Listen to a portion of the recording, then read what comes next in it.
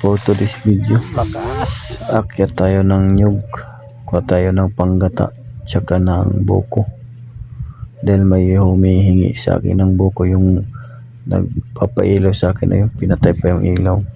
Ito yung humingi sa akin ng buko. Ayaw niyang gumamit ng itak, gusto ko niyan yung sariling lakas. Ayun, nangat-ngat na niya yung bao. Pinipilit niyang buksan. Nabiyak. Ayun, nabiyak niya. Ang lakas. Ang lupit itong bata na to. Makakain lang ng nyug. Kahit ano-ano na lang yung pinaggagawa. Biniyak pa yung kalahati. Ayun, nabiyak niya. Ang lakas talaga nito.